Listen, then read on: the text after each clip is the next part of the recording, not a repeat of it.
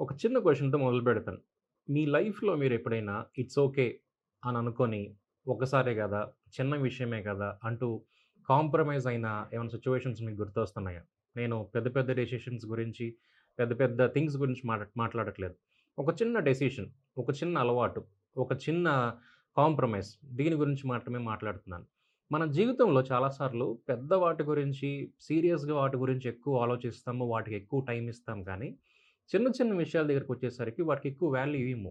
వాటికి ఎక్కువ టైం ఇవ్వము. వాటిని ఎక్కువ కాంప్రమైజ్ చేస్తూ ఉంటాం. ఇంగ్లీష్‌లో ఒక ఫేమస్ సేయింగ్ ఉన్నది. Small compromises kills you slowly అని. సో, ఈ వీడియోలో ఈ స్మాల్ కాంప్రమైజెస్ అంటే ఏమిటి? ఈ స్మాల్ కాంప్రమైజెస్ అంటే ఈ చిన్న చిన్నగా సర్దుకుపోవటము మనల్ని ఎలా ఎఫెక్ట్ చేస్తున్నాయి? ఈ సర్దుకుపోవటం వలన మనకు తెలియకుండా మనమే మన ప్యాషన్ గాని, మన డిసిప్లిన్ గాని, దేవునితో ఆ రిలేషన్, ఆ క్లోజ్‌నెస్‌ని మనం ఎలా మిస్ అవుతున్నాము? లేదా ఈ స్మాల్ కాంప్రమైజెస్ అసలు ఏంటి? ఎందుకు మనం వాటికి ఎక్కువ అలౌ చేస్తున్నాం మన జీవితంలో?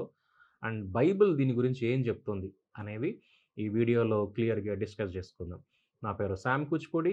Welcome to Curios media. So, బైబిల్‌లో మనకు 2 విషయాలు మనం చూస్తాం.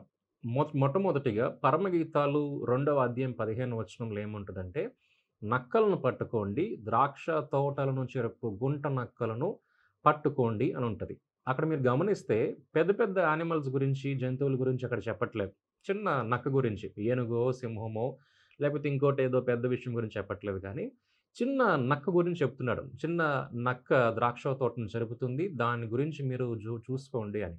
అలానే మొదటి కొరింథీ 5వ అధ్యాయము 6వ వచనంలో పులిసిన పిండి కొంచెమైనను మంచిగా ఉన్న ముద్ద అంతటిని అది పులుపు చేస్తుంది కదా! అని ఉంటుంది. చిన్న ముద్దే, చిన్న పులిసిన ముద్దే. కానీ పెద్దగా ఉన్న ముద్ద అంతటిని అది పులుపు చేస్తుంది. సో, బైబిల్‌లో చాలా క్లియర్‌గా ఈ స్మాల్ కాంప్రమైజెస్ అంటే చిన్న చిన్నగా సర్దుకుపోవటం, లేదా చిన్న డెసిషన్స్, చిన్న హాబిట్ ఇవన్నీ కూడా మన జీవితాన్ని చాలా పెద్దగా ఎఫెక్ట్ చేస్తాయని బైబిల్ మనకు క్లియర్‌గా చెప్తుంది. ప్రాక్టికల్‌గా ఆలోచిద్దాం. లేతే మనకు తగ్గట్టు మనము ఆలోచింపజేద్దాం. ఆలోచన చేసుకుందాం. ఎలా మనకు సెట్ అవుతుందని. ఒక గోడని మీరు ఊహించుకోండి. గోడ పైన ఒక చిన్న క్రాక్ ఉందనుకోండి. చూసినప్పుడు అది పెద్ద డేంజర్‌గా అనిపించదు. చిన్న క్రాకే కదా! అని మనం వదిలేస్తా ఉంటాం. అయితే ఉన్న కొద్దీ దాన్ని మనం అలా వదిలేసే కొద్దీ, ఆ చిన్న క్రాక్ కొంచెము పెద్దగా అయ్యి, ఆ పెద్ద క్రాక్‌లో ఏదో ఒకటి చెద చేరటమో, చీమలు చేరటమో, లేకపోతే వర్షం వల్ల నీళ్లు పడటమో, ఇలా ఆ చిన్న క్రాక్ నుంచి పెద్ద క్రాక్ వరకయ్యి ఒకరోజు ఆ గోడ పడిపోతది. ఇంకొక ఎగ్జాంపుల్ ఆలోచన చేస్తే, ఒక ట్యాప్ నుండి చిన్న చిన్న వాటర్ డ్రాప్ బై డ్రాప్ పడుతూ ఉన్నది. చూడటానికి అది చాలా చిన్న విషయమే. ఎందుకంటే అది కేవలం చుక్కలు మాత్రమే పడుతూ ఉన్నాయి. కానీ దాన్ని అలానే వదిలేస్తే ఒకరోజు ఆ చిన్న డ్రాప్ బై డ్రాప్ అన్నది ఒక బకెట్‌ని ఫిల్ చేస్తది. సో, దీన్ని బట్టి మీకు అర్థమయ్యే ఉంటది. చిన్నగా మనం అయ్యే కాంప్రమైజెస్ ఎలా మన జీవితాన్ని ఎక్కువగా ఎఫెక్ట్ చేస్తాయని. సో, ప్రాక్టికల్‌గా మనం ఆలోచించాము. స్పిరిచ్యువల్‌గా ఒకసారి ఆలోచన చేద్దాం. ఎన్ని సార్లు మనము ప్రార్థన విషయంలో గాని, బైబిల్ చదివే విషయంలో గాని, లేకపోతే చర్చ్‌కెళ్ళే విషయంలో గాని, దేవునితో ఆ రిలేషన్ విషయంలోనే గాని, ఒక్కసారే గదా! ఈ ఒక్కసారే కదా ప్రార్థన స్కిప్ చేద్దాము. ఈ ఒక్క రాత్రే కదా! లేపోతే ఈ ఒక్కరోజే కదా బైబిల్ మనం చదవకుండా ఉన్నాము. ఈ ఒక్కరోజే కదా మనం ఏమి వీటిని పట్టించుకోలేదు. ఈ ఒక్కరోజే కదా మనం చర్చ్‌కెళ్ళకుండా ఉన్నాము. ఇలా ఈ ఒక్కరోజే కదా కొంచెం దేవునితో నేను దూరంగా ఉన్నాను. లేపోతే ఈ ఒక్కసారే గదా నేను ఈ అలవాటు చేస్తున్నాను. లేపోతే ఈ పని చేస్తున్నాను అంటూ ఎన్ని సార్లు మనము అలాంటి పనులు చేస్తూ దేవునికి దూరమైపోయాం. ఎందుకంటే ఒక్కసారి కాంప్రమైజ్ అయిన తర్వాత ఒక చిన్న కాంప్రమైజ్ అది మనల్ని మెల్లగా, మెల్లగా డ్రాస్టిక్ డెసిషన్ వైపు లేపోతే ఆ ఎండింగ్ వైపు మనల్ని తీసుకెళ్తుంది. ఒక్కసారి కాంప్రమైజ్ అయ్యాము అంటే ప్రార్థన విషయంలో ఒకరోజు అయింది, రేపవుతుంది. రేపయింది మరలా ఎల్లుండవుతుంది. ఇలా ఒకరోజు చేసి ఊరుకునే పరిస్థితిలో నీవు, నేను లేము. ఎందుకంటే స్మాల్ కాంప్రమైజెస్ అన్నవి అంత భయంకరమైనవి. అంత భయంకరంగా ఉన్నాయి. అసలు మనం ఎందుకని కాంప్రమైజ్ అవుతూ ఉంటాం జీవితంలో? కొన్ని డెసిషన్స్ తీసుకునే విషయంలో ఎందుకు కాంప్రమైజ్ అవుతూ ఉంటాం? ఒక 4 విషయాలు, 4 కారణాలు మీకు చెప్తాను.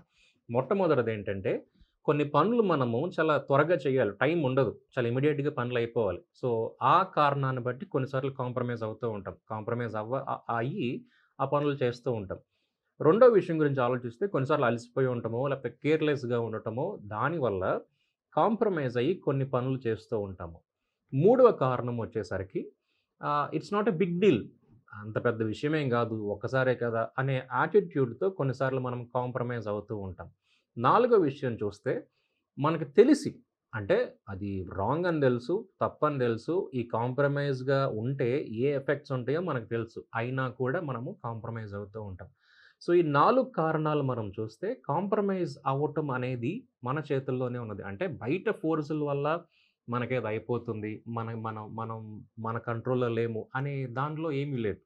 ఈ కాంప్రమైజెస్ అన్నీ కూడా ఈ ఈ మన చేతుల్లోనే, మన దాంట్లోనే ఉంటూ ఉన్నది.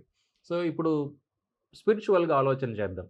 అంటే మనము ప్రార్థన చేయాలనుకుంటాము, బైబిల్ చదవాలనుకుంటాము, లేదా చర్చ్‌కి వెళ్ళాలనుకుంటాము. ఏదన్నా ఒక డిసైపుల్‌షిప్‌లో ఒక ఒక లైఫ్ గ్రూప్స్‌లో ఉండాలనుకుంటాము. దేవునితో మంచిగా సంబంధం ఉండాలనుకుంటాం. అయితే ఒక రోజొస్తుంది. చిన్న కాంప్రమైజ్ అనో, ఒక ఒక ఒక రోజే కదా! ఒకరోజు ప్రార్థన ఆపేద్దాంలే. ఒకరోజు లేకపోతే బైబిల్ చదవటం ఈ ఒక్క రోజేలే అలసిపోయి ఉన్నాను. లేకపోతే నిన్న అర్జెంట్‌గా బయటికెళ్ళిపోవాలి. సో, ఈరోజు నేను చర్చ్‌కి వెళ్ళలేను. అటెళ్ళిపోవాలి. లేదంటే పర్లేదు ఒక్క రాత్రే కదా!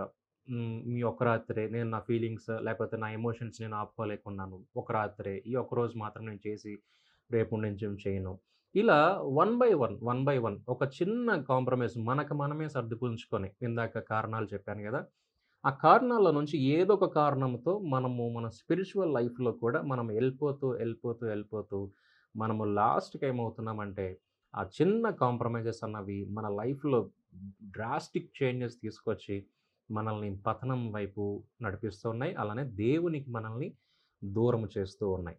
ఈ విషయాల గురించి మనము ఎలా దీన్ని జయించగలం? ఎలా స్మాల్ కాంప్రమైజెస్‌ని ఇలా మనము మన లైఫ్ పైన ఎఫెక్ట్ పడనీయకుండా, లేపోతే మనమే ప్రతి చిన్న వాటికి కాంప్రమైజ్ కాకుండా, మనం ఎలా దీని నుంచి బయటపడగలము? ఎలా దీన్ని డీల్ చేయగలము అంటే simple.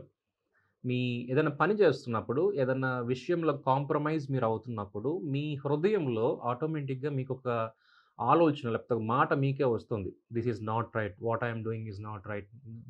This is against my Bible. This is against my God. This is against my values అంటూ ఒక ఆలోచన వస్తది కదా! ఆ టైంలో వెంటనే మీరు దాన్ని ఇగ్నోర్ చేయొద్దు. Don't ignore it. వెంటనే దాన్ని ఫాలో అయ్యి, ఆ టైంలో అక్కడి నుంచి పక్కకు వెళ్ళిపోండి. ఎందుకంటే, ఆ విషయాల్లో, ఆ సమయాలలో మీరు కాంప్రమైజ్ అయిపోయి చేస్తూ ఉంటే ఖచ్చితంగా మీరు ఏదో ఒక రోజు పడిపోయే సందర్భాలుంటాయి.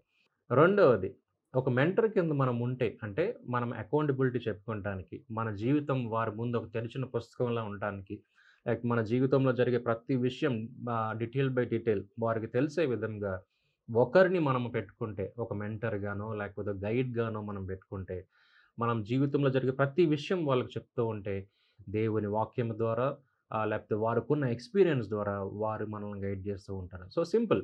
ఒకటి మన యాటిట్యూడ్ ఏదైతే మా హృదయంలోకొస్తుందో తప్పు అని చెప్పినప్పుడు వెంటనే యోసేపులాగా దాని నుంచి పారిపోవటము, లేదా మన మెంటర్ దగ్గరికి వెళ్లి, మన మెంటర్‌ని పెట్టుకొని వారికి అకౌంటబుల్‌గా జీవిస్తూ, దేవునికి అకౌంటబుల్‌గా జీవిస్తూ, వారి గైడెన్స్‌లో మనం నడిస్తే ఖచ్చితంగా ఈ స్మాల్ కాంప్రమైజెస్ అనే ఉచ్చులో పడిపోకుండా నీవు నేను ఉండగలం. కాబట్టి అలాంటి భాగ్యము దేవుడు మనందరికీ దయచేయనుగాక.